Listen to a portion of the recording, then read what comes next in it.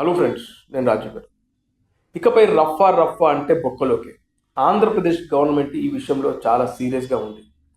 రీసెంట్గా ద్వారకా తిరుమలలో అక్కడ ఒక ఫ్లెక్సీ వెలిసింది. అదేంటంటే 2028లో కానీ 29లో కానీ వైఎస్ఆర్సిపి అధికారంలోకి వస్తే 88 స్థానాల మ్యాజిక్ ఫిగర్ దాటిన వెంటనే రఫా పోచమ్మ జాతరలో తలకాయలు ఎగరాల్సిందే అంటూ ఒక ఫ్లెక్సీ వెలిసింది.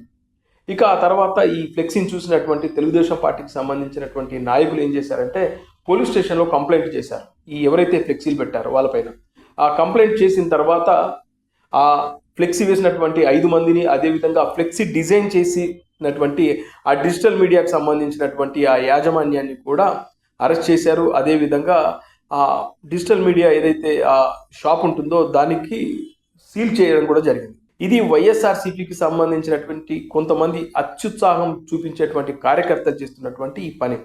వాళ్ళు జగన్మోహన్ రెడ్డి పల్నాడు పర్యటనకు వచ్చినప్పుడు స్టార్ట్ అయింది ఈ కల్చర్. అప్పటి నుంచి ఇప్పటిదాకా జగన్మోహన్ రెడ్డి ఎప్పుడు బయటకు వచ్చినా కూడా ఈ ఫ్లెక్సీలు కనబడతా ఉన్నాయి. పోచమ్మ జాతరలో తలకాయలు ఎగరాల్సిందే, మ్యాజిక్ ఫిగర్ దాటిన తర్వాతే రఫా అంటూ ఈ ఫ్లెక్సీలు వాళ్ళు పట్టుకొని చూపిస్తున్నారు. ఇది మీడియాలో పెద్ద ఎత్తున హైలైట్ అవుతుంది. అయితే దీనిపైన ఆ మధ్యనే ఎప్పుడైతే పల్నాడు పర్యటనలో ఇలాంటి ఫ్లెక్సీలు వెలిసిన వెంటనే ఆయా వ్యక్తులను పోలీసులు అరెస్ట్ చేయడం జరిగింది. కానీ వాళ్ళలో మార్పు రావట్లేదు.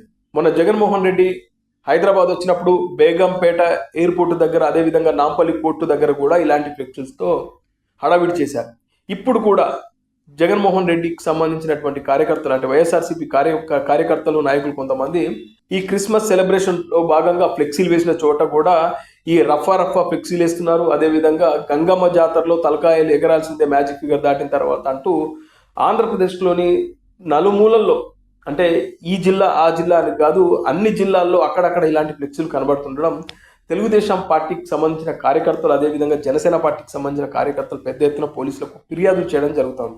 అలా ఇప్పుడు ద్వారకా తిరుమలలో ఇలాంటి ఫ్లెక్సీ విషయంలో ఒక కేసు నమోదు చేయడం జరిగింది. వీళ్ళను అరెస్ట్ చేయడం జరిగింది. ఆ ఎవరైతే డిజైన్ చేసినటువంటి ఆ ఆఫీస్ ఉంటుందో ఆ డిజిటల్ మీడియా, దానికి కూడా సీల్ వేసి చేయడం జరిగింది. అలా వైఎస్ఆర్సీపీ వాళ్ళలో ఎలాంటి మార్పులు లేకుండా ఎంత జరిగినా కూడా వాళ్ళను అరెస్టులు చేసినా కూడా ఈ రఫా ఫ్లెక్సీలు వెలుస్తూనే ఉన్నాయి. అయితే దీని విషయంలో ఆంధ్రప్రదేశ్ గవర్నమెంట్ అయితే చాలా సీరియస్గా ఉంది. ఇప్పుడు ఇకపై ఎవరైనా ఈ రఫా ఫ్లెక్సీలు గనక పట్టుకొని కనబడడం కానీ, ఎక్కడన్నా హోర్డింగ్లు పెట్టడం కానీ జరిగితే మాత్రం ఖచ్చితంగా వాళ్ళకు నాన్ బెయిలబుల్ వారెంట్ ఇష్యూ చేసి వాళ్ళను అరెస్ట్ చేసి వాళ్ళకు బెయిల్ రాకుండా 14 రోజుల పాటు రిమాండ్కి పంపించడమే కాకుండా పలు కేసులు కూడా వాళ్ళపై పెట్టడం జరుగుతుందని చెప్పేసి ఆంధ్రప్రదేశ్ గవర్నమెంట్ అయితే చాలా సీరియస్గా తీసుకుంది.